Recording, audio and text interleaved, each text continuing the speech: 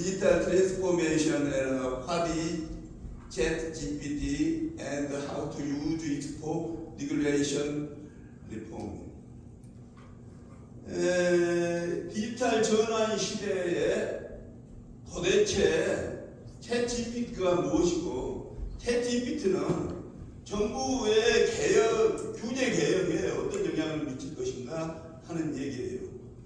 내가 이걸 발표를 하면서 규제에 관한 얘기를 뒤에 한 9페이지 정도 만들어 놨는데 그것이 지금 여기 안 나와 있어가지고 규제에 관한 얘기는 앞에서 쭉 얘기를 했기 때문에 다시 얘기를 할 필요 없이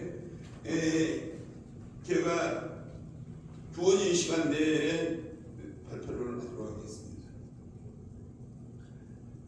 문제인식. 우리나라의 현재 문제는 뭔가? 우리가 논문을 쓸 때 우리나라의 당면한 문제가 무엇인가? 문제를 인식을 하고 그 다음에 챗GPT란 도대체 무엇인가? 세 번째, 챗GPT로 정부 규제 개혁을 어떻게 할 것인가? 네 번째, 챗GPT의 문제점과 미래 전망에 대해서 얘기를 하겠습니다. 저는 66년에 부산 수대를 합격했는데 안 가고 안동수산고등학교로 1등으로 졸업을 해가지고 선장 출신인데 수산청에 66년에 5급 수산직 공무원으로 들어가가지고 80년까지 근무하다가 전두환 정부 때 해직돼가지고 35세 66학번인데 중앙대학교에서 회계학을 1회로 들어가가지고 회계학 금융을 학사, 석사, 박사를 해서 90년에 3년 만에 중앙대학에서 박사학위 받아가지고 전주대에 90년부터 2004년까지 2004년에 중앙대학교 와가지고 창업대학원에 한 25년 있다가 13년 전에 해직을 했어요. 그래서 저는 한 70개 학회에 요새 챗GPT에 관련된 것을 계속 여기저기 지금 발표하고 있어요. 여기는 이제 그러면 우리나라의 당면 문제는 무엇인가? 문제, 경제적인 이런 문제. 1930년대 미국 공항보다도 1997년에 우리 IMF보다도 2007년, 2008년 우리 세계 경제 공황, 미국, 유럽의 경제 공황보다도 지난 3년 동안 더 어렵다는 얘기예요. 지금 이자율이 0%, 1% 돼 있는 것이 이자율이 6%, 7%, 8% 이렇게 되고 경제 성장률이 마이너스 6%로 이렇게 돼 있더니 작년 금년에는 나와 있는 거예요. 자료를 한번 봐보세요. 이렇게 전 세계가 지금 아우성인데 우리나라는 어떻게 하고 있는가? 이거는 코비드를 지난 3년 동안 IMF에서 2019년부터 이렇게 지금 경기가 마이너스로 하고 있는데 정치, 경제, 사회는 어떻게 하고 있는가? 우리나라 코비드로 인해가지고 마이너스로 세계가 막 이렇게 마이너스로 되어 있다. 세계 중진국도 이렇게 더 마이너스로 되어 있다. 우리나라 그러는데 1961년에 우리나라 1인당 GNP가 61불, 이북이 285불, 필리핀이 650불. 그 당시 때 우리나라는 이북보다도 3배나 우리가 낮은 그런 경제성장률이었는데 우리가 그 이후에 산업화, 민주화, 정보화, 글로벌화 해가지고 지금 34,000불. 작년에 우리가 여태 대만을 이겼는데 작년에 대만 떨어졌어요. 35,000불로. 이래 정신 차려야 한다. 우리나라 그런데 부정부패의 나라다. 전 세계 OECD 국가 61개국 중에서 우리나라가 62위나 부정부패. 한국 부패 인식 수준 61위다 1위.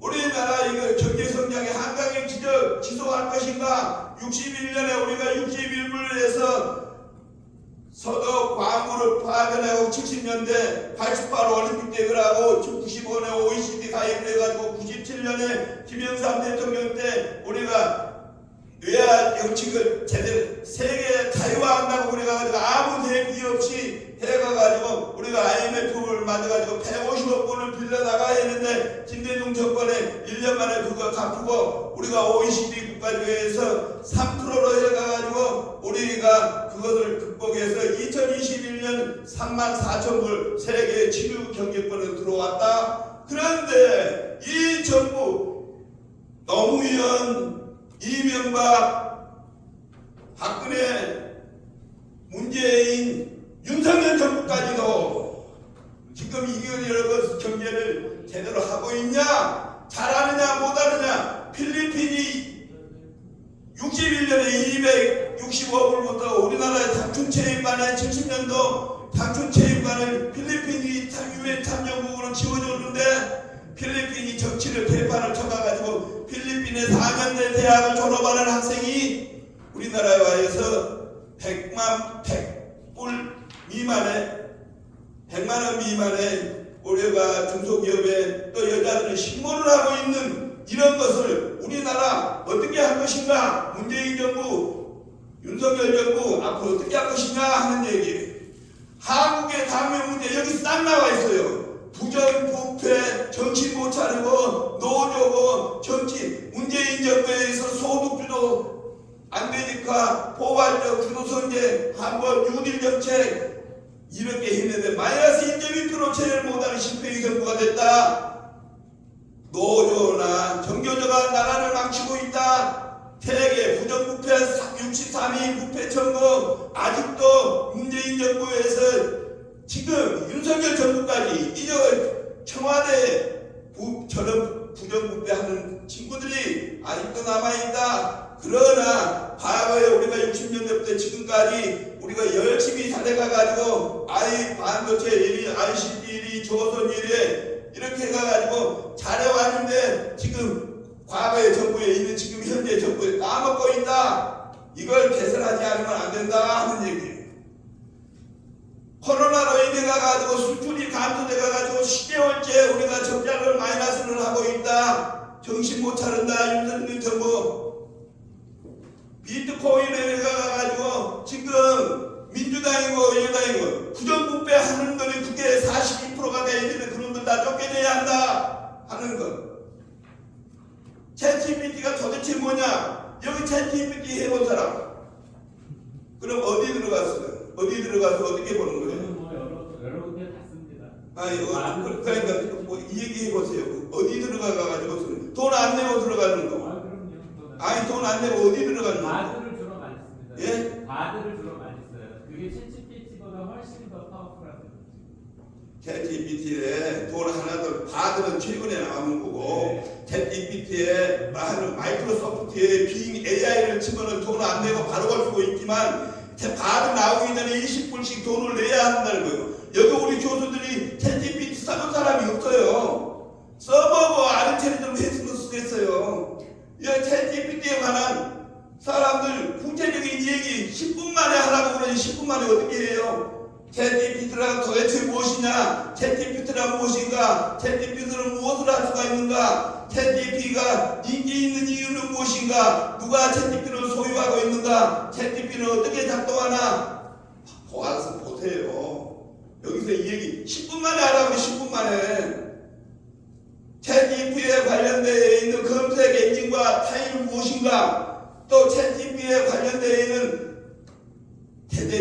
챗GPT라는 그런 그 원어가 무엇인가? 그것은 어떤 일을 하고 있는가? 하는 거 보세요. 10분 만에 도저히 맞출 수 없어요. 챗GPT에 관련되어 있는 거 프로그램 확장은 무엇인가? 챗GPT에 관련되어 있는 거 이것을 어떻게 누릴 수 있는가? 챗GPT는 무엇을 어떻게 할 것인가? 좀 공부 좀 하세요. 챗GPT에 필요할 학생들한테 물어보면 알아야 할 거 아니야. 선생님 지금 그렇게 하시면 안 되고요. 그래 오픈AI를 지나갔어요. 어떻게 할 것인가 그거에 대해서 말씀하세요. 예, 들어가요. 윤석열 정부에서 챗GPT에 관련되어 있는 이런 사업을 하겠다고 했기 때문에 여러분들 늦게라도 챗GPT에 관련되어 있는 것들을 학생들에게 가르쳐 가지고 거기에 참여하도록 그렇게 하세요. 정치계 챗GPT로 규제 개혁을 어떻게 할 것인가? 지금 인공지능에 가가지고 메타버스 얘기하고 우리가 챗GPT로 바뀌어졌어요. 우리가 아까 2016년에 클라우스 슈밥이 세계 경제 포럼에서 700만 개가 일자리가 없어지고 4차 산업혁명이 이루어지면 200만 개가 새로운 일자리가 생긴다고 우리가 가지고 문재인 정부에서 2017년 청와대에 일자리 창출판을 만들었는데 역대 정권에서 제일 일자리를 창출 못한 실패하는 정부로 만들었는데 챗 2019년에 페이스북을 메타로 이름을 바꾸면서 메타를 해야 살아가겠다 하고 페이스북을 메타로 이름을 바꾸고 난 다음에 각 나라에서 2030년에 메타버스로 열중해가지고 메타버스를 시작을 한 나라는 2030년에 2,300만 개의 일자리가 생긴다고 그렇게 예측을 하면서 미국은 메타버스와 관련해서 5,370억 달러, 하주여권은 230명의 고용 창출을 누릴 것으로 생각했고 중국은 1,833억 달러, 일본은 1,442억 달러, 독일은 1,036억 달러, 영국은 610억 달러를 메타버스에 투자를 하고 있다는 말이에요. 메타버스를 열심히 하면 인공지능이라 하면 일자리 창출에 관한 것은 걱정 안 해도 된다 하는 얘기가 2020년 1월 30일 여기에 나와 있는 기사예요. 메타버스가 뭐냐 하는 얘기 막 바꿔야 한다. 어떻게 MZ 세대로 뉴노멀 식으로 바꿔야 한다. 우리나라 코로나로 인해 가지고 세계가 돈을 번 사람 부자들은 돈을 많이 벌었지만 가난한 나라에서는 오히려 빈부격차가 더 심화됐다. 그런데 미국이나 영국이나 독일은 부자들이 돈 버는 나라에 대해서는 자본 이런 법인세를 올려가지고 세금을 걷어들이겠다 이렇게 변하고 있는데 우리나라는 거꾸로 가고 있었다 하는 얘기. 바꿔야 한다. 세계관을 실력을 기초를 뉴노멀 시도로 바꿔야 한다. 행정개혁에 관한 챗GPT 문제 전망 2004 바꿔라 막 바꿔라. 어떻게 세계관과 실력과 기초 도덕성 정치인들을 바꿔야 한다. 국민 소환 제도로 법제화 실제 선출직 국회의원들을 300명을 100명으로 바꿔야 한다.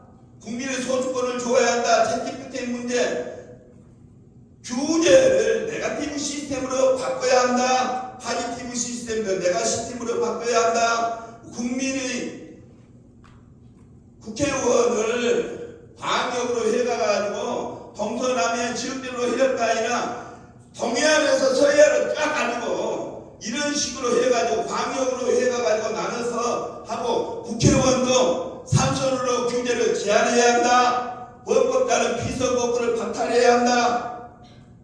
문제는 마지막이에요.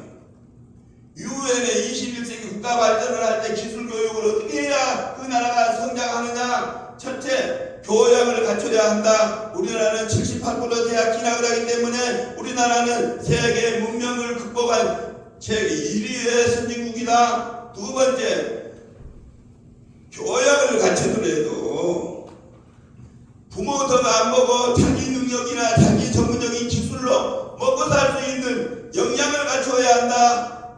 우리나라에 작년에 61만 명이 대학을 졸업을 했는데 취업은 9만 명이 정규직으로 치료하고 10만 명이 비정규직으로 하고 40만 명이 미스매치로 했다. 우리 대학 교육이 엉망이다. 우리 대학교가 코로나 3년 동안 비대면으로 강의를 했는데 비대면으로 강의한 대학을 평가를 했더니 1위가 방송통신대, 2위가 아시안 사이버대학, 3위가 한양 사이버대학이다. 대학 스카이 대학이 엉망진창이다. 대학 교수들 제대로 안 하면 물러나야 한다. 그런데 능력을 갖추고 자질을 갖췄어. 교양을 갖추고 능력을 갖췄으면은 많이 배운 사람은 못 배운 사람을 가르치고 돈이 많이 있는 사람은 없는 사람의 노블리스 오브리제를 실천을 해야 한다. 그런데 우리나라는 문재인 정부의 대표적인 사람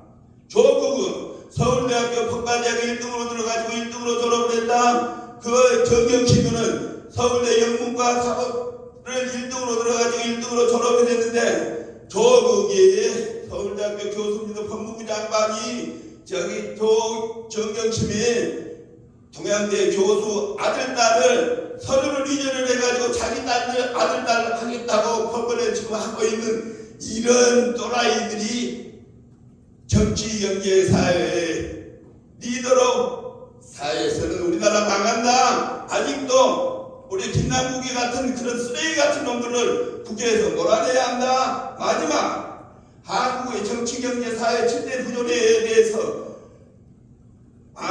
수만 단디가 하는 얘기다. 우리나라 원칙 없는 정치, 부호 없는 노동, 양식 없는 쾌락, 인격 없는 교육, 도덕성 없는 상업, 인간의 없는 과학, 희생 없는 종교, 이 7대 죄악을 개선하지 않으면 우리나라가 앞에서 얘기했던 행정개혁이나 정치개혁이나 모든 것이 허사다. 교수부터 먼저 학생들을 위해서 수요자 중심, 학생 중심 교육을 해 가고 있는가 우리 스스로 자문해 보기를 바라면서 제 발표를 마치겠습니다. 감사합니다. 네, 감사합니다. 네, 그 마지막 발표 부탁드리겠습니다. 최경규 교수님께서 하시나요?